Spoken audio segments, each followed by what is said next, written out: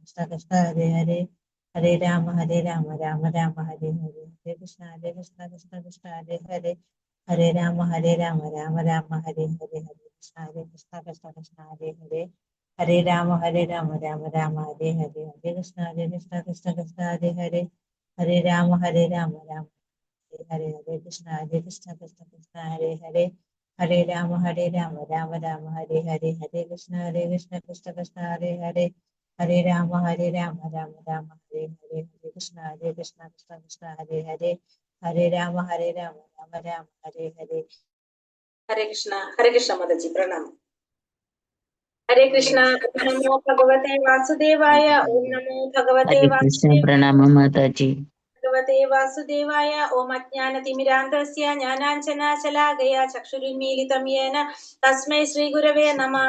നമോ വിഷ്ണുപാദായ കൃഷ്ണപ്രേഷ്ഠായ ഭൂതലേ ശ്രീമതേ ഭക്തിവേദാന്ത സ്വാമിനിധി നാമിനേ. നമസ്തേ സാരസ്വതേ ദേവേ ഗൗരവാണി പ്രചാരിണേ നിർവിശേഷ ശൂന്യവാദി പാശ്ചാത്യദേശധാരിണേ. ജയ ശ്രീ കൃഷ്ണ ചൈതന്യ പ്രഭു നിത്യാനന്ദ ശ്രീ അദ്വൈത ഗദാധര ശ്രീവാസാദി ഗൗര ഭക്ത വൃന്ദ. ഹരേ കൃഷ്ണ കൃഷ്ണ കൃഷ്ണ ഹരേ ഹരേ ഹരേ രാമ രാമ രാമ ഹരേ ഹരേ. ഹരേ കൃഷ്ണ. നിഗമകൽപതരോർഗളിതം ഫലം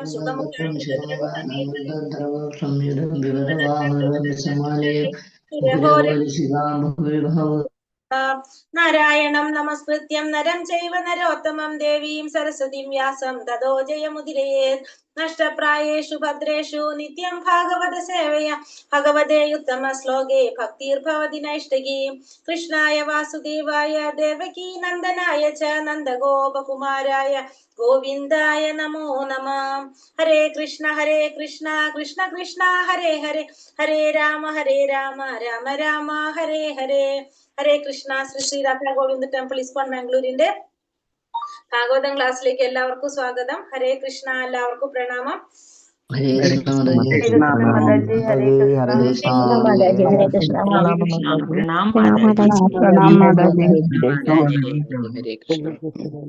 മാതാജി. എല്ലാവർക്കും പ്രണാമം. അപ്പൊ നമ്മള് ഒന്നാമത്തെ സ്കന്ധത്തിലെ ശുഗമഹർഷിയുടെ ആഗമനം, അതാണ് നമ്മുടെ അധ്യായം 19. അതിൽ നമ്മൾ ഇന്നലെ 20 എത്രാം ശ്ലോകം വരെ എടുത്തത്? 22 ശ്ലോകം 20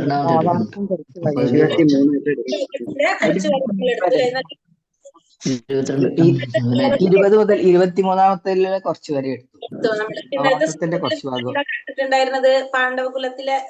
പാണ്ഡവ വംശത്തിലുള്ളവര് തന്നെ എല്ലാവരും പാണ്ഡവ വംശത്തിലുള്ള സർവ്വ രാജർഷികളും വെച്ച് ഏറ്റവും ശ്രേഷ്ഠനായിട്ടും പ്രമുഖനായിട്ടാണ് ആരെ പറയുന്നത്? പരീക്ഷിത് മഹാരാജാവ്. മാത്രമല്ല അവരെല്ലാവരും എങ്ങനെയുള്ളവരാണെന്നാ പറഞ്ഞത്?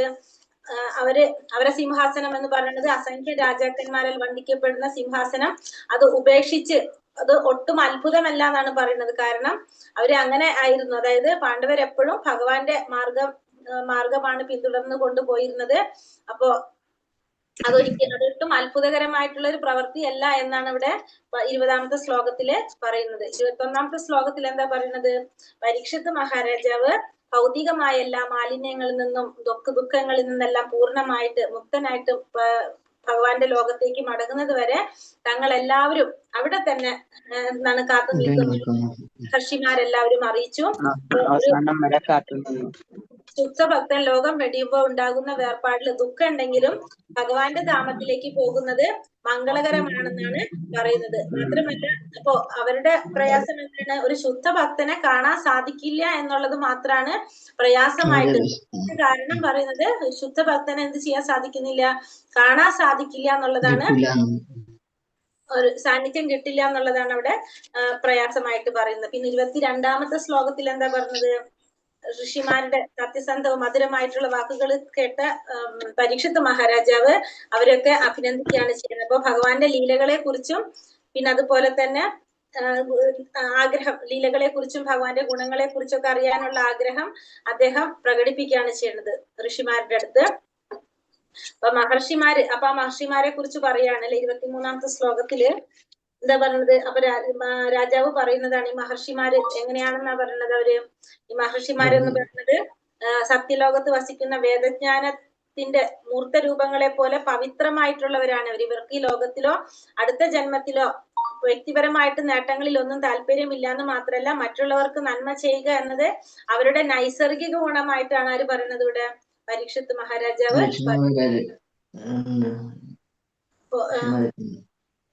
അതുവരെയാണ് നമ്മൾ എടുത്തിട്ടുണ്ടായിരുന്നത് അല്ലെ. 23-ാമത്തെ ശ്ലോകത്തിന്റെ കുറച്ച് നമ്മൾ എടുത്ത് നിർത്തിയത്.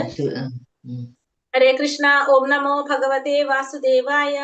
സമാഗതഃ സർവത ഏവ സർവേ വേദാ യഥാ മൂർത്തിധരാ സ്ത്രീപുഷ്ടേ പൃഷ്ഠേ നേഹാധനാമുദ മുത്ര ച കശ്ചനാർത്ഥ ഋതേ പരാനുഗ്രഹ ആത്മശീലം. ചൊല്ലാം. ഹരേ കൃഷ്ണ.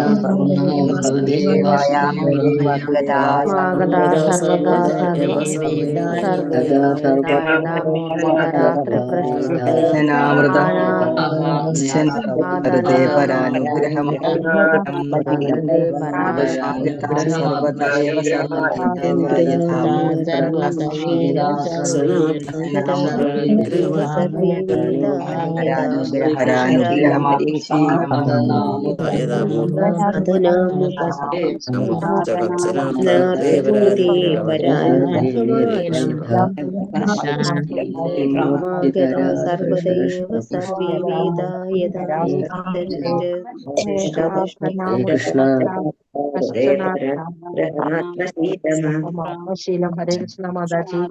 ഹരേ കൃഷ്ണ.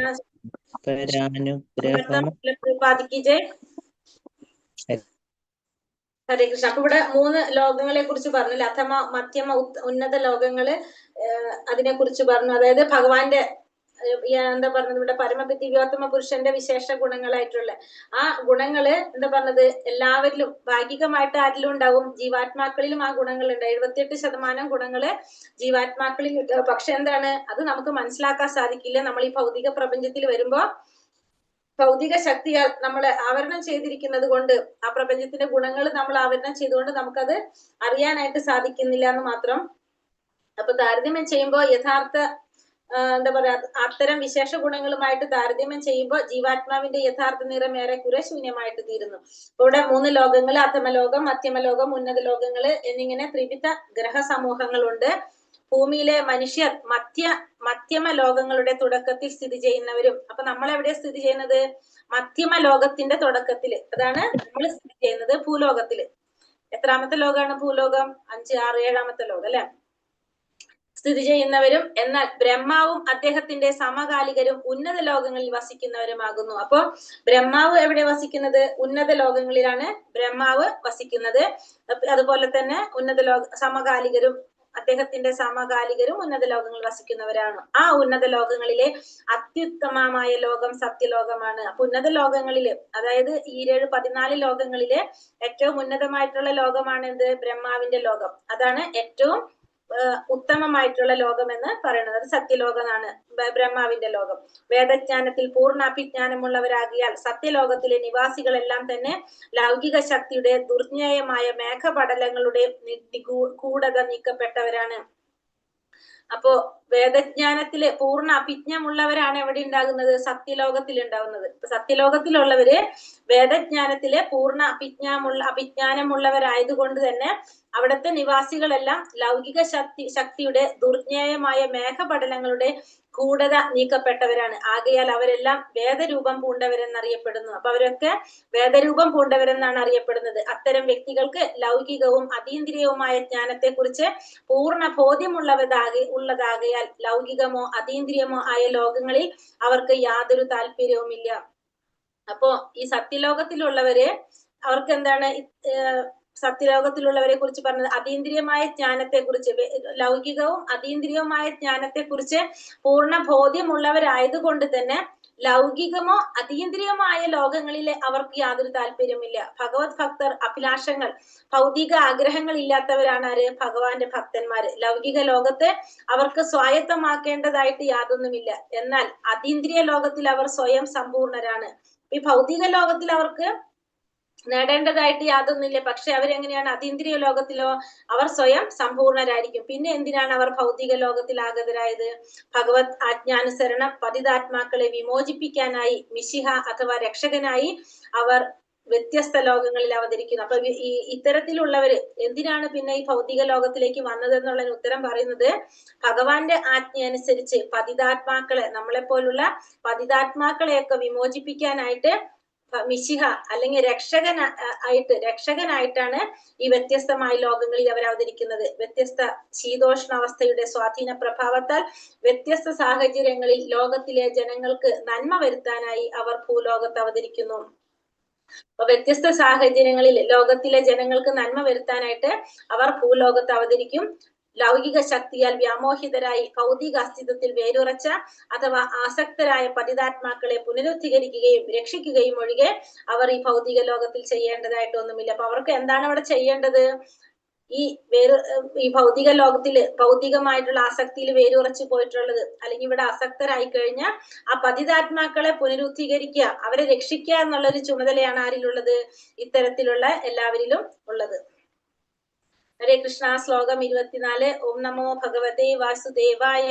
തതശ്ചാവാപൃച്ഛ്യം ഇമം വിപൃച്ഛേ വിസ്രഭ്യ വിപ്ര ഇതി കൃത്യതായാം സർവാത്മനാ മ്രിയമാണൈശ്ച കൃത്യം ശുദ്ധം ച തത്രാമൃഷദാഭിയുക്തഃ തതശ്ചവാപൃച്ഛ്യമിമം വിപൃച്ഛേ വിസ്രഭ്യ വിപ്ര ഇതി കൃത്യതായാം സർവാത്മനാ മ്രിയമാണൈശ്ച കൃത്യം ശുദ്ധം ച തത്രാമൃഷദാഭിയുക്തഃ.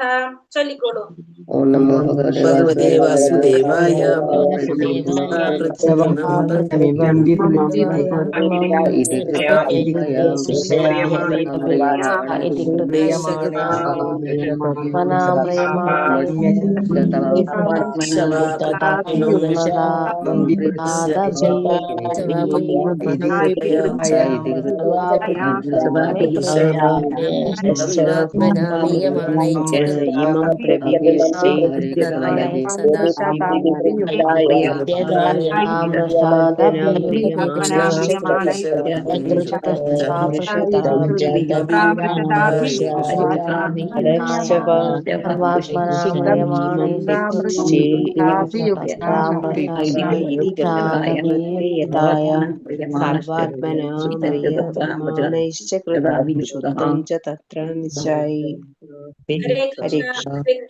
വിവർത്തനം ഭാവാർത്ഥം ശില പ്രഭാതിക്ക്. ഹരേ കൃഷ്ണ. തഥ അവണ്ണം ച വ അങ്ങേക്ക് പൃച്ഛ്യം ആരായേണ്ടതായ ഇവം ഈ വിപ്രശ്ചേ പറഞ്ഞു തരാൻ അങ്ങയോട് യാചിക്കുന്നു. വിസ്രഭ്യ വിശ്വാസയോഗ്യമായ, വിപ്ര ബ്രാഹ്മണർ, ഇതി ഇപ്രകാരം, കൃത്യതായ വ്യത്യസ്തങ്ങളായ എല്ലാ കർമ്മങ്ങളിൽ നിന്നും അല്ലെങ്കിൽ കർത്തവ്യങ്ങളിൽ നിന്നും മുക്തനായ ശേഷം സർവാത്മന ഏവരാലും മ്രിയമാനെ വിശേഷിച്ചു മരണാസന്നരായവർ ച കൃത്യം കർത്തവ്യനിരതനായ, അതായത് കൃത്യബോധമുള്ള, ശുദ്ധം പരിപൂർണ സത്യം, ച തത്ര അതിലേക്ക്, അമൃശ്രദ്ധ പര്യാലോചന അഭിയുക്ത വിവർത്തനം വിവർത്തനം ഭാവാർത്ഥം ശ്രീല പ്രഭുപാദി കി ജയ്. വിവർത്തനം. ഹേ വിശ്വാസയോഗ്യരായ വിപ്രരെ, എന്റെ ആസന്ന കർത്തവ്യം എന്തെന്ന് ഇപ്പോൾ ദയവായി ഉപദേശിച്ചാലും യഥോചിതവും അവഘാടവുമായ പര്യാലോചനയ്ക്ക് ശേഷം ഏതു പരിതസ്ഥിതിയിലും ഏവരുടെയും വിശേഷിച്ചു മരണാസന്നരായവരുടെ നിഷ്കളങ്കമായ അടിയന്തിര കർത്തവ്യം എന്തെന്ന് ദയവായി അരുളി ചെയ്താലും. അപ്പൊ പരീക്ഷിത് മഹാരാജാവ് രണ്ട് ചോദ്യങ്ങളാണ് ഈ ഋഷിമാരെടുത്ത് ചോദിച്ചത്. ഏതൊക്കെയാണ്? ഒന്ന് പറയുന്നത്, വിശ്വാസയോഗ്യരായ വിപ്രരെ, എന്റെ ആസന്ന കർത്തവ്യം എന്തെന്ന് ഇപ്പോൾ ദയവായി ഉപദേശിച്ചു തന്നാലും. അപ്പോ എന്റെ കർത്തവ്യം എന്താണ്? ആദ്യത്തെ ചോദ്യം എന്താണ്? എന്റെ കർത്തവ്യം എന്താണെന്നുള്ളത് പറഞ്ഞു തരാനാണ് പരീക്ഷിത് മഹാരാജാവ് ഋഷിമാരോട് ആവശ്യപ്പെടുന്നത്. രണ്ടാമത്തത്, യഥോചിതവും അവഘാടവുമായ പര്യാലോചനയ്ക്ക് ശേഷം ഏതു പരിതസ്ഥിതിയിലും ഏവരുടെയും വിശേഷിച്ചും മരണാസന്നരായവരുടെ നിഷ്കളങ്കമായ അടിയന്തിര കർത്തവ്യം എന്തെന്ന് ദയവായി ഉപദേശിച്ചു തന്നാലും. പിന്നെ രണ്ടാമത്തത്, മരണാസന്നനായിട്ടുള്ള ഒരുവന്റെ ആസന്നമായ കർത്തവ്യം എന്തെന്നുള്ളത് ഉപദേശിച്ചു തരാം. അപ്പൊ രണ്ട് ചോദ്യങ്ങളാണ് ഇവിടെ പരീക്ഷിത് മഹാരാജാവ്, പ്രധാനപ്പെട്ട ചോദ്യം എന്ന് പറയുന്നത് ഇത് തന്നെയാണ്. മരണാസന്ന സമയത്ത് എന്താണ് കർത്തവ്യം, അതാണ് പരീക്ഷിത് മഹാരാജാവ് ചോദിച്ചത്. ഭാവാർത്ഥം ശ്രീല പ്രഭുപാദിക്ക് ജയ്. ഈ ശ്ലോകത്തിൽ പണ്ഡിതരായ സന്യാസി ശ്രേഷ്ഠനോട് രാജാവ് 2 ചോദ്യങ്ങളാണ് ഉന്നയിച്ചത്. ആദ്യത്തെ ചോദ്യം ഏതു സാഹചര്യത്തിലും ഏവരുടെയും കർത്തവ്യം എന്തെന്നും, രണ്ടാമത്തേത് മരണാസന്നനായ ഒരുവന്റെ ആസന്നമായ കർത്തവ്യം എന്തെന്നുമായിരുന്നു. അപ്പോ 2 ചോദ്യങ്ങള് പരീക്ഷിത് മഹാരാജാവ് ചോദിച്ചത്. ഏത് സാഹചര്യത്തിലും എല്ലാവരുടെയും കർത്തവ്യം എന്താണ്, ഒന്നാമത്തെ ചോദ്യം. രണ്ടാമത്തെ ചോദ്യം മരണാസന്നനായ ഒരുവന്റെ ആസന്നമായ കർത്തവ്യം എന്ത്, അതായിരുന്നു രണ്ടാമത്തെ ചോദ്യം. ഇതിൽ മരണമാസന്നമായ ഒരുവനെ സംബന്ധിച്ച ചോദ്യം അത്യന്തം പ്രധാനപ്പെട്ടതാണ്. അപ്പൊ ഇതില് രണ്ടാമത്തെ ചോദ്യം വളരെ പ്രധാനപ്പെട്ടതായിട്ടാണ് പറയുന്നത്. എന്തെന്നാൽ ഏവരും മരിച്ചുകൊണ്ടിരിക്കുന്നവരാണ്, ഉടനെ അല്ലെങ്കിൽ ഒരു 100 വർഷങ്ങൾക്ക് ശേഷം മരിക്കുന്നവരാണ്. ആയുസ് അഥവാ ജീവിത കാലയളവ് അപ്രധാനമാണ്. അപ്പൊ ഇവിടെ പറയുന്നത് എല്ലാവരും എങ്ങനെയാണ്, മരിച്ചുകൊണ്ടിരിക്കുന്നവരാണ്. ഒന്നുകിൽ ഉടനെ അല്ലെങ്കിൽ 100 വർഷങ്ങൾക്ക് ശേഷം മരിക്കുന്നവരാണ് എല്ലാവരും. അപ്പൊ ആയുസ് അല്ലെങ്കിൽ ജീവിതത്തിന്റെ കാലയളവ് എന്ന് പറയുന്നത് അപ്രധാനമായിട്ടുള്ളതാണ്. എന്നാൽ മരിച്ചുകൊണ്ടിരിക്കുന്ന ഒരു മനുഷ്യന്റെ കർത്തവ്യം അത്യന്തം പ്രധാനപ്പെട്ടതാണ്. ഒരു മനുഷ്യന്റെ കർത്തവ്യം, മരിച്ചുകൊണ്ടിരിക്കുന്ന ഓരോ മനുഷ്യന്റെയും കർത്തവ്യം എന്ന് പറയുന്നത് വളരെ പ്രധാനപ്പെട്ടതാണ്. ശുകദേവ ഗോസ്വാമി ആഗതനായപ്പോഴും രാജാവ് ഈ 2 ചോദ്യങ്ങളും ചോദിച്ചിരുന്നു. അപ്പൊ ശുകദേവ ഗോസ്വാമി വന്നപ്പോഴും രാജാവ് ഈ 2 ചോദ്യങ്ങളും ചോദിച്ചിരുന്നു. ശ്രീമദ് ഭാഗവതം മുഴുവൻ, അതായത് ദ്വിതീയ സ്കന്ധത്തിന്റെ ആരംഭം മുതൽ ദ്വാദശ സ്കന്ധത്തിന്റെ അവസാനം വരെ ഈ 2 ചോദ്യങ്ങളെയും സംബന്ധിച്ചാണ് പ്രതിപാദിച്ചിട്ടുള്ളത്. അപ്പൊ ഈ ഒരു ചോദ്യം വളരെ പ്രധാനപ്പെട്ട ചോദ്യങ്ങൾ തന്നെയാണ്. അപ്പൊ ഈ ഭാഗവതത്തിന്റെ ഏത് സ്കന്ധം മുതലാണ് പറയുന്നത്, ദ്വിതീയ സ്കന്ധത്തിന്റെ ആരംഭം മുതൽ, രണ്ടാമത്തെ സ്കന്ധത്തിന്റെ ആരംഭം മുതല് ദ്വാദശോ സ്കന്ധത്തിന്റെ അവസാനം വരെ ഈ 2 ചോദ്യങ്ങളെ സംബന്ധിച്ചാണ് പ്രതിപാദിച്ചിരിക്കുന്നത്. അപ്പൊ അടുത്ത സ്കന്ധത്തിൽ നമ്മൾ തുടങ്ങുന്നത് ഈ ചോദ്യങ്ങളെ വെച്ചിട്ട് തന്നെയായിരിക്കും എന്നാണ് ഇവിടെ പറയുന്നത്. രണ്ടാമത്തെ സ്കന്ധത്തില് ഭഗവത്ഗീതയുടെ അവസാന ഘട്ടങ്ങളിൽ ഭഗവാൻ സ്വയം ഉദ്ഘോഷിച്ചിരിക്കുന്നത് പോലെ ഭൗതിക ജീവിതത്തിൽ ഏവരുടെയും ശാശ്വതമായ കർത്തവ്യവുമായി ബന്ധപ്പെടുത്തി അരുളി ചെയ്തിരിക്കുന്ന അവസാന വാക്ക് ശ്രീകൃഷ്ണ ഭഗവാന്റെ ഭക്തിയുടെ സേവനമാണെന്ന് ഇതുമായി ബന്ധപ്പെട്ട സംവാദത്തിൽ അവസാന തീരുമാനത്തിൽ എത്തിയിരുന്നു. അപ്പോൾ ഇവിടെ പറഞ്ഞു വരുന്നത് ഭൗതിക ജീവിതത്തിന്റെ, ഭഗവത്ഗീതയുടെ അവസാന ഘട്ടങ്ങളിൽ ഭഗവാൻ സ്വയം ഉദ്ഘോഷിച്ചിരിക്കുന്നത് പോലെ. അപ്പൊ ഭഗവത്ഗീതയിൽ അവസാനം ഭഗവാൻ എന്ത് പറഞ്ഞ നിർത്തുന്നത്, ഭക്തിയുടെ സേവനം ചെയ്യാനായിട്ട്, അല്ലെ? ഭഗവാന് സേവനം ചെയ്യണം എന്നുള്ളതാണ്. ഏത് സാഹചര്യത്തിലും പിഴയ്ക്കാതെ ഭഗവാന്റെ സേവനം ചെയ്യാന്നുള്ളതാണ് പറയുന്നത്. അങ്ങനെയുള്ളവരെ ഭഗവാൻ പറയുന്നുണ്ട്. ഏത് അപകടങ്ങളിൽ നിന്നും, ആപത്തുകളിൽ നിന്നും, എല്ലാ പാപങ്ങളിൽ നിന്നും ഭഗവാൻ മോചിപ്പിക്കുന്നതാണ് ഭഗവാൻ പറഞ്ഞിരിക്കുന്നത്. അങ്ങനെയാണ് ഭഗവത്ഗീത നമ്മൾ അവസാനിപ്പിക്കുന്നത്. സേവനം എന്ന് പറയുമ്പോ എന്തൊക്കെയാ അതിൽ ഉൾക്കൊള്ളണത്? ഹരേ കൃഷ്ണ മാതാജി പറയാം. അപ്പൊ ഭക്തിയുടെ സേവനമാണ് പറഞ്ഞത്. അപ്പൊ ഭഗവാൻ സ്വയം ഉദ്ഘോഷിച്ചിരിക്കുന്നത് പോലെ ഭൗതിക ജീവിതത്തിലെ ഏവരുടെയും ശാശ്വതമായ കർത്തവ്യവുമായി ബന്ധപ്പെടുത്തി അരുളി ചെയ്തിരിക്കുന്ന അവസാന വാക്ക് ശ്രീകൃഷ്ണ ഭഗവാന്റെ ഭക്തിയുടെ സേവനമാണെന്ന് ഇതുമായി ബന്ധപ്പെട്ട സംവാദത്തിൽ അവസാന തീരുമാനത്തിൽ എത്തിയിരുന്നു. മുമ്പേ തന്നെ ഈ പരമാർത്ഥത്തെ കുറിച്ച് പരീക്ഷിത് മഹാരാജാവിന് പൂർണ്ണ ബോധ്യമുണ്ടായിരുന്നു. എന്നാൽ വിവാദത്തിന് ഇട നൽകാതെ അദ്ദേഹത്തിന്റെ അവിതർക്കിതമായ കർത്തവ്യത്തിൽ മുന്നേറാനായി അവിടെ സമ്മേളിച്ചിരിക്കുന്ന ഋഷി ശ്രേഷ്ഠന്മാർ ശ്രീകൃഷ്ണ ഭഗവാന്റെ ഭക്തിയുടെ സേവനമാണ് ഏവരുടെയും ശാശ്വതമായ കർത്തവ്യമെന്ന അദ്ദേഹത്തിന്റെ ദൃഢവിശ്വാസത്തിന്മേൽ അവരുടെ തീരുമാനം ഐക്യകണ്ഠേന അറിയിക്കണമെന്ന് പരീക്ഷിത് മഹാരാജാവ് ആഗ്രഹിച്ചു. അപ്പൊ പരീക്ഷിത് മഹാരാജാവ് എന്താണ് ആഗ്രഹിച്ചത്, അവിടെ സമ്മേളിച്ചിരിക്കുന്ന ഋഷി ശ്രേഷ്ഠന്മാര് ഭഗവാന്റെ ഭക്തിയുടെ സേവനം തന്നെയാണ് എല്ലാവരുടെയും ശാശ്വതമായ കർത്തവ്യം എന്നുള്ളത് അദ്ദേഹത്തിന്റെ ദൃഢവിശ്വാസത്തിന്മേൽ അവരുടെ തീരുമാനം, അതായത് എല്ലാ ഋഷിമാരുടെയും തീരുമാനം ഐക്യകണ്ഠേന അറിയിക്കണമെന്നാണ് ആരും ആഗ്രഹിച്ചത്, അവിടെ പരീക്ഷിത് മഹാരാജാവും ആഗ്രഹിച്ചത്. എങ്കിൽ മാത്രമേ വാദപ്രതിവാദങ്ങൾക്ക് ഇട നൽകാതെ അവിതർക്കിതമായ കർത്തവ്യം നിർവിഘ്നം തുടരാൻ അദ്ദേഹത്തിന് കഴിയുകയുള്ളൂ. അപ്പൊ അങ്ങനെയാണെങ്കിൽ മാത്രമേ ഭക്തിയുടെ സേവനം, ശ്രീകൃഷ്ണ ഭഗവാന്റെ ഭക്തിയുടെ സേവനമാണെന്ന് എല്ലാവരും ഐക്യകണ്ഠേന പറഞ്ഞാൽ മാത്രമേ നിർവിഘ്നമില്ലാതെ, വിഘ്നങ്ങളില്ലാതെ തന്നെ നിർവിഘ്നത്തോട്, അതായത് വിഘ്നങ്ങളില്ലാതെ ആ പ്രവൃത്തി തുടരാനായിട്ട് ആർക്ക് സാധിക്കുള്ളൂ, പരീക്ഷിത് മഹാരാജാവിന് കഴിയുകയുള്ളൂ. ശുദ്ധ അഥവാ തികച്ചും ഉചിതം എന്ന പദം അദ്ദേഹം സവിശേഷമായി സൂചിപ്പിച്ചു. ഇവിടെ ഏറ്റവും ഉചിതമായിട്ടുള്ളത്, ശുദ്ധമായിട്ടുള്ളത് ഒരു പദമാണ് അദ്ദേഹം ഇവിടെ സൂചിപ്പിക്കുന്നത്. അതീന്ദ്രിയ സാക്ഷാത്കാരം അഥവാ ആത്മസാക്ഷാത്കാരത്തിന് നിരവധി മാർഗങ്ങൾ അല്ലെങ്കിൽ നിരവധി പ്രക്രിയകൾ വിവിധ ദാർശനിക വിഭാഗക്കാർ നിർദ്ദേശിച്ചിരിക്കുന്നു. അപ്പൊ അതീന്ദ്രിയ സാക്ഷാത്കാരം അല്ലെങ്കിൽ ആത്മസാക്ഷാത്കാരം നേടാൻ വേണ്ടിയിട്ട് പല മാർഗങ്ങളെ ഓരോ വിഭാഗത്തിലുള്ളവർ നിർദ്ദേശിച്ചിരിക്കുന്നുണ്ട്. അവയിൽ ചിലത് ഒന്നാം തരം മാർഗങ്ങളും മറ്റുള്ളവ രണ്ടാം തരവും മൂന്നാം തരവും ആകുന്നു. അപ്പൊ ഇതിനൊക്കെ ഓരോ നമുക്ക് എന്താ പറയാ, ഓരോ കാറ്റഗറി ഉണ്ട്, അല്ല ഓരോന്നിനോരോ ഒന്നാം തരമായിട്ട് പറയാം, രണ്ടാം തരമായിട്ട്, മൂന്നാം തരമായിട്ട്, അങ്ങനെ തിരിച്ച് ഏറ്റവും പെട്ടെന്ന് ചെയ്യാൻ സാധിക്കുന്നത് അതല്ലെങ്കിൽ കുറച്ചും കൂടി ഫലം കുറഞ്ഞത്, അങ്ങനെ നമുക്ക് പറയാനായിട്ട് സാധിക്കും. ആത്മസാക്ഷാത്കാരത്തിനുള്ള മറ്റെല്ലാ മാർഗങ്ങളെയും പ്രക്രിയകളെയും ഉപേക്ഷിച്ച് ഭഗവാന്റെ പാതാരവിന്ദങ്ങളെ പൂർണ്ണമായും അഭയം പ്രാപിക്കുകയോ അപ്രകാരം എല്ലാവിധ പാപങ്ങളിൽ നിന്നും അവയുടെ പ്രത്യാഘാതങ്ങളിൽ നിന്ന് രക്ഷപ്പെടുകയുമാണ് ശ്രേഷ്ഠമായ ഒന്നാം തരം പ്രക്രിയ ആജ്ഞാനിബദ്ധമായി ആവശ്യപ്പെടുന്നത്. അപ്പൊ ഈ ഒന്നാം തരം, രണ്ടാം തരം, മൂന്നാം തരം എന്ന് പറഞ്ഞാൽ ഓരോന്നിന്റെ ക്വാളിറ്റി അനുസരിച്ച് പറയുന്ന പോലെ തന്നെ അല്ലെ. ഇത് ചെയ്താൽ പെട്ടെന്ന് കിട്ടും, രണ്ടാമത്തെ ആകുമ്പോൾ കുറച്ചും കൂടി സമയം എടുക്കും, മൂന്നാമത്തെ ആകുമ്പോൾ കുറച്ചും കൂടി ചെയ്യേണ്ടി വരും. അപ്പോൾ ഇവിടെ ആത്മസാക്ഷാത്കാരത്തിനുള്ള മറ്റെല്ലാ മാർഗങ്ങളെയും പ്രക്രിയകളെയും ഉപേക്ഷിച്ച് ഭഗവാന്റെ പാദാരവിന്ദങ്ങളെ പൂർണ്ണമായിട്ടും അഭയം പ്രാപിക്കുക.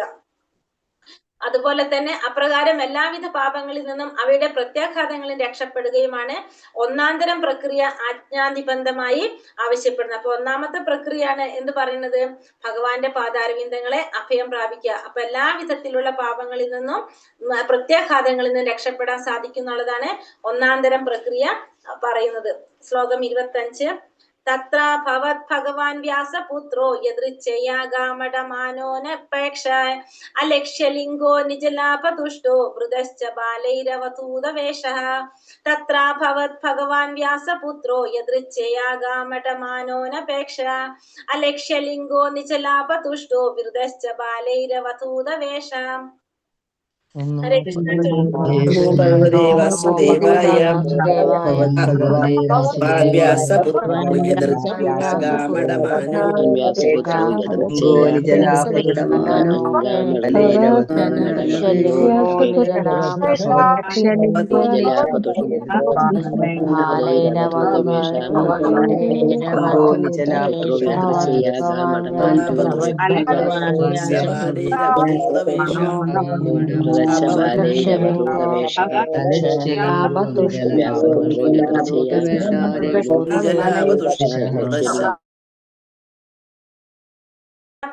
അവിടെ അഭവർ പ്രത്യക്ഷനായി ഭഗവാൻ ശക്തനായ, അതായത് വ്യാസദേവന്റെ പുത്രൻ ആഗതനാവാണ്.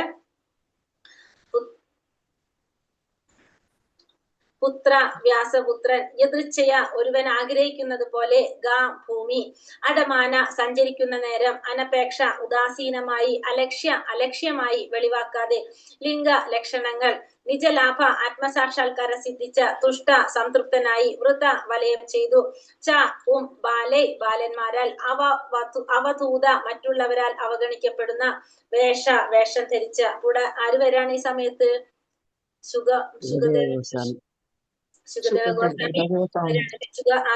ശുഗദേവ മഹർഷിയുടെ ആഗമനാണ്. ഇപ്പോ വിവർത്തനം ഭാവാർത്ഥം ശ്രീല പ്രഭുപാദി കി ജയ്. വിവർത്തനം നിസ്സംഗതയോടെ ഉദാസീനനായി ഭൂലോകം മുഴുവൻ സഞ്ചരിച്ച് ആത്മസംതൃപ്തി അടഞ്ഞ വ്യാസദേവന്റെ പ്രഭാവശാലിയായ പുത്രൻ ആ സമയം അവിടെ ആവിർഭവിച്ചു. വർണ്ണാശ്രമ ധർമ്മ വ്യവസ്ഥിതിയുടെ ഏതു വർണ്ണത്തിൽ അല്ലെങ്കിൽ ഏതു ജീവിത പാതയിൽ ഉൾപ്പെടുന്നു എന്ന് വ്യക്തമാക്കാത്തതും മറ്റുള്ളവരാൽ അവഗണിക്കപ്പെടുന്ന തരത്തിലുള്ളതുമായ വേഷം ധരിച്ച് അവിടെ ആഗതനായ അദ്ദേഹത്തെ സ്ത്രീകളും കുട്ടികളും വലയം ചെയ്തു. അവിടെ ആര് ആഗമനം വന്നു?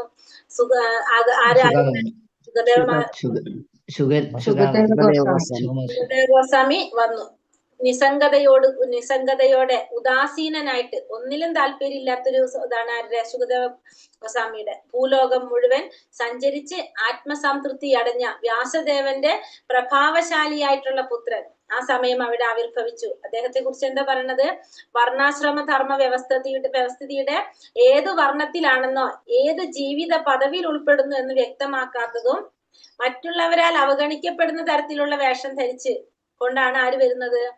ശുകദേവ ഗോസ്വാമി വരുന്നത്. ആഗതനായ അദ്ദേഹത്തെ സ്ത്രീകളും കുട്ടികളും വലയം ചെയ്തു എന്നാണ് പറയുന്നത്. ഹരേ കൃഷ്ണ. ഭാവാർത്ഥം ശ്രീല പ്രഭുപാദി കി ജയ്. ചിലപ്പോഴൊക്കെ ശുകദേവ ഗോസ്വാമിയെ പോലെയുള്ള മഹാഭഗവത് ഭക്തന്മാരുമായി ബന്ധപ്പെടുത്തി ഭഗവാൻ എന്ന പദം ഉപയോഗിക്കുന്നു. ഭക്തിയുടെ സേവനത്തെ സംബന്ധിക്കുന്ന മഹാനേട്ടങ്ങളാൽ ആത്മസംതൃപ്തരാകിയാൽ അവർ അത്തരം മുക്താത്മാക്കൾക്ക് ഭൗതിക ലോകത്തെ ലൗകിക കാര്യങ്ങളിൽ ഒട്ടും താല്പര്യമില്ല. മുകളിൽ പ്രസ്താവിച്ച പോലെ ശുകദേവ ഗോസ്വാമി ഒരിക്കലും ഔപചാരികമായി ആത്മീയ ഗുരുവിനെ സ്വീകരിക്കുകയോ അനുഷ്ഠാനപരമായ ഏതെങ്കിലും സമുദ്ധാരണ കർമ്മങ്ങൾക്ക്, അതായത് ഉപനയന കർമ്മങ്ങൾക്കോ വിധേയനായിട്ടില്ല. ശ്രീ ശുകദേവ ഗോസ്വാമി ശ്രീമദ് ഭാഗവതം അഭ്യസിച്ചത് അഥവാ ശ്രവിച്ചത് സ്വന്തം പിതാവായിട്ടുള്ള വ്യാസദേവനിൽ നിന്നാണ്. ആകയാൽ അദ്ദേഹത്തിന്റെ പ്രകൃതിയായുള്ള ആത്മീയ ഗുരു പിതാവായ വ്യാസദേവനാകുന്നു.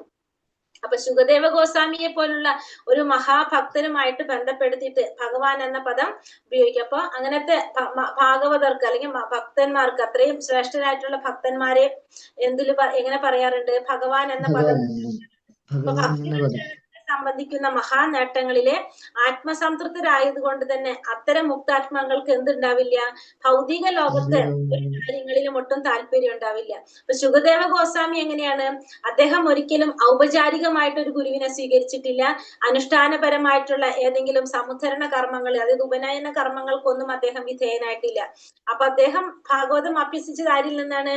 തന്റെ പിതാവായിട്ടുള്ള വ്യാസദേവനിൽ നിന്നാണ് ഭാഗവതം ശ്രവിച്ചത്. അതുകൊണ്ട് തന്നെ അദ്ദേഹത്തിന്റെ ഗുരു ആരാണ്? ആത്മീയ ഗുരു പിതാവായിട്ടുള്ള വ്യാസദേവൻ തന്നെ.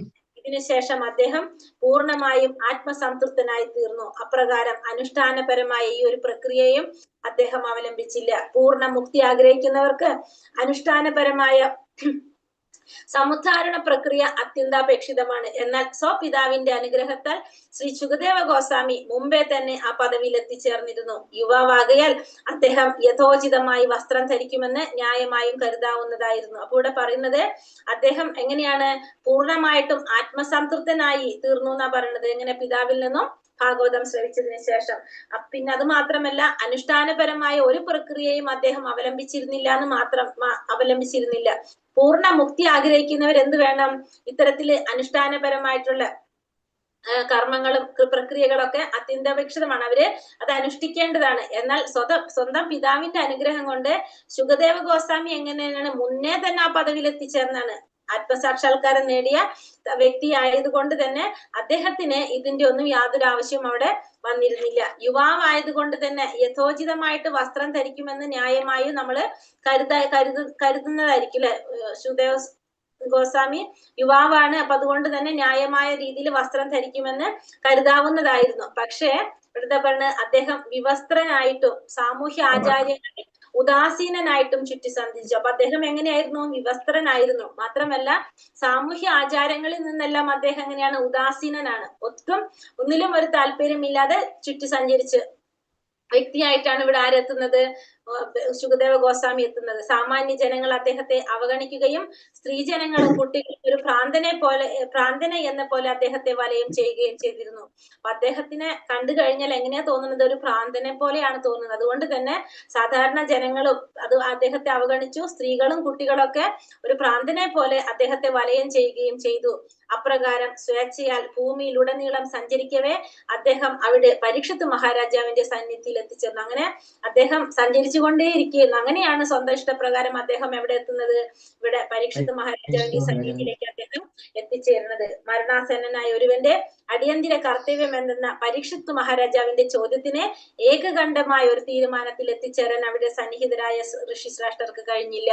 അപ്പൊ മഹാരാജാവിന്റെ ചോദ്യത്തിന് മരണാസന്നമായ സമയത്ത് എന്താണ് ചെയ്യേണ്ടത്, കർത്തവ്യം എന്താണെന്നുള്ള പരീക്ഷിത മഹാരാജാവിന്റെ ചോദ്യത്തിന് ഏകകണ്ഠമായിട്ട് ഒരേ രീതിയിൽ ഉത്തരം പറയാനായിട്ട് ഋഷിമാർക്ക് സാധിച്ചില്ല. വിവിധ വ്യക്തികളുടെ വ്യത്യസ്ത സമ്പ്രദായങ്ങളിൽ ആത്മമോക്ഷത്തിന് വ്യത്യസ്തങ്ങളായ നിരവധി വ്യവസ്ഥകൾ ഉണ്ടായിരുന്നു. അപ്പൊ ഓരോ വ്യക്തികളുടെയും വ്യത്യസ്തമായ സമ്പ്രദായങ്ങൾ, അപ്പൊ അതിൽ ഓരോരുത്തർക്കും എന്താണ് സാക്ഷാത്കാരത്തിന് വ്യത്യസ്തങ്ങളായിട്ടുള്ള നിരവധി തരത്തിലുള്ള വ്യവസ്ഥകളാണ് ഉണ്ടായിരുന്നത്. എന്നാൽ ഭഗവാന്റെ ഭക്തിയുടെ സേവനത്തിന്റെ പരമമായ പരിപൂർണതാവസ്ഥ പ്രാപ്തമാക്കുകയാണ് ജീവിതത്തിന്റെ പരമമായ ലക്ഷ്യം. അപ്പൊ ഒരു ജീവിതത്തിന്റെ പരമമായ ലക്ഷ്യം എന്ന് പറയുന്നത് എന്താണ്?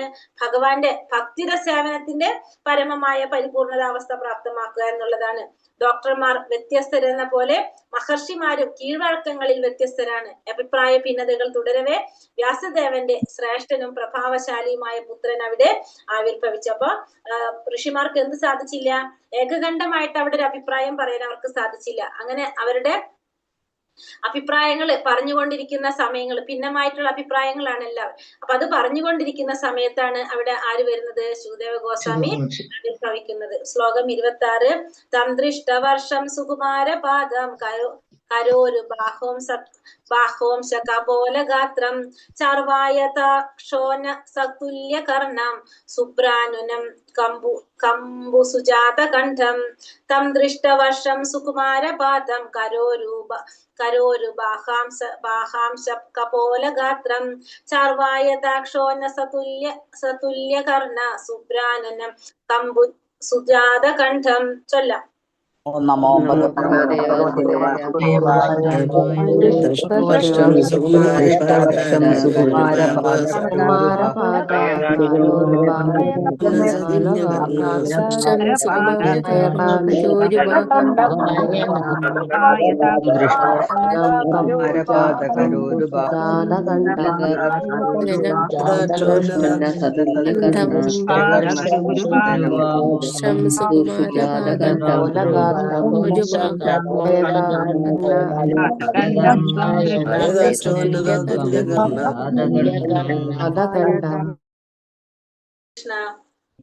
അദ്ദേഹത്തെ D8 16 വർഷങ്ങൾ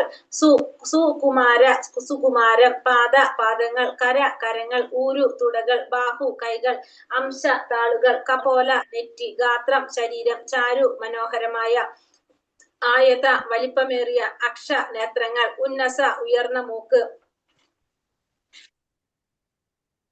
തുല്യമായ കർണങ്ങൾ സുപ്രു നേർത്ത സുഭഗമായ പുരികൾ ആനനം മുഖം കമ്പു ശംഖ് സുജാത ഹൃദ്യമായി വിരചിച്ച കണ്ഠം. വിവർത്തനം ഭാവാർത്ഥം. ശ്രീലപ്രഭുപാദിക്ക് ജയ്. വ്യാസദേവന്റെ ഈ പുത്രന് 16 വയസ്സായിരുന്നു പ്രായം.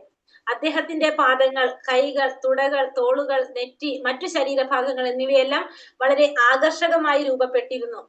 നയനങ്ങൾ മനോഹരമാം വിധം വലിപ്പമേറിയതും നാസികയും കർണങ്ങളും ഉയർന്നതുമായിരുന്നു. അദ്ദേഹത്തിന്റെ വദനം അത്യന്തം വശ്യവും കണ്ഠം ആകാര ഭംഗിയുള്ളതും ശംഖു പോലെ മനോഹരമായിരുന്നു. അപ്പൊ വ്യാസദേവന്റെ പുത്രനെ കുറിച്ച് പറയാണ്. അതായത് ശുകദേവ ഗോസ്വാമി എങ്ങനെയാണ് പറഞ്ഞത്? ആ പ്രായം പറയുന്നത് 16 വയസ്സാണ് പ്രായം. അദ്ദേഹത്തിന്റെ പാദങ്ങള്, കൈകൾ, തുടകൾ, തോളുകൾ, നെറ്റി, മറ്റു ശരീരഭാഗങ്ങൾ ഇവയെല്ലാം വളരെ ആകർഷകമായിട്ട് രൂപപ്പെട്ടിരുന്നു. മാത്രമല്ല നയനങ്ങള് മനോഹരമാം വിധം വലിപ്പമേറിയതും നാസികയും കർണങ്ങളും ഉയർന്നതുമായിരുന്നു. അദ്ദേഹത്തിന്റെ വദനം അത്യന്തം വശ്യവും കണ്ഠം ആകാര ഭംഗിയുള്ളതും ശംഖു പോലെ മനോഹരമായിരുന്നു. ഭാവാർത്ഥം. ശ്രീലപ്രഭുപാദിക്ക് ജയ്. ആദരണീയനായ ഒരു വ്യക്തിത്വത്തിന്റെ വർണ്ണന പാദങ്ങളിൽ നിന്നും ആരംഭിക്കണം. അപ്പോൾ ഇവിടെ പറയുന്നത് നമ്മളൊരു വ്യക്തിയെ വർണ്ണിക്കുമ്പോൾ നമുക്കറിയാലേ ഭഗവാനെ നമ്മൾ ദർശനം എടുക്കുന്ന എവിടെ നിന്നാണ്? പാദത്തിൽ നിന്നാണെന്ന് പറഞ്ഞു. അപ്പൊ അതേപോലെ തന്നെ ഒരു ആദരണീയനായ ഒരു വ്യക്തിയെ നമ്മൾ വർണ്ണിക്കേണ്ടത് എങ്ങനെയാണ്? പാദത്തിൽ നിന്നായിരിക്കണം വർണ്ണിക്കേണ്ടത്. അപ്പൊ ഇവിടെ പറയുന്നതും എങ്ങനെയാണ്? പാദത്തിൽ നിന്നാണ് അദ്ദേഹത്തെ കുറിച്ച് പറഞ്ഞു തുടങ്ങിയത്. ബഹുമാന്യമായ ഈ സമ്പ്രദായത്തെ ഇവിടെ ശ്രീ ശുകദേവ ഗോസ്വാമിക്കും അനുകരിച്ചിരിക്കുന്നു. അപ്പൊ അദ്ദേഹത്തിന് 16 വയസ്സ് മാത്രമായിരുന്നു പ്രായം. ഒരു വ്യക്തിയെ ആദരിക്കുന്നത് അദ്ദേഹത്തിന്റെ പ്രായം കണക്കാക്കിയല്ല, മറിച്ച് അനുഭവജ്ഞാനത്തിന്റെ അടിസ്ഥാനത്തിലാണ്. പ്രായത്താൽ അല്ലാതെ അനുഭവജ്ഞാനത്തിലൂടെയും ഒരു വ്യക്തിക്ക് ബഹുമാനപാത്രനായ ഒരു മുതിർന്ന വ്യക്തിയായി തീരാൻ കഴിയുന്നു. വ്യാസദേവ പുത്രനായി ഇവിടെ വർണ്ണിച്ചിട്ടുള്ള ശ്രീ ശുകദേവ ഗോസ്വാമിക്ക് 16 വയസ്സേ ഉണ്ടായിരുന്നുള്ളൂവെങ്കിലും അനുഭവജ്ഞാനത്താൽ അവിടെ സന്നിഹിതരായിരുന്ന എല്ലാ ശ്രേഷ്ഠ ഋഷികളെക്കാളും മുമ്പിലായിരുന്നു. അപ്പോൾ പറയുന്നത് ശുകദേവ മഹർഷിയുടെ പ്രായം എന്ന് പറയുന്നത് 16 വയസ്സാണ്. അപ്പൊ വയസ്സിന്റെ പ്രായം നോക്കിയിട്ടല്ല ഒരു വ്യക്തിയെ ആദരിക്കുന്നത്. എങ്ങനെയാണ്?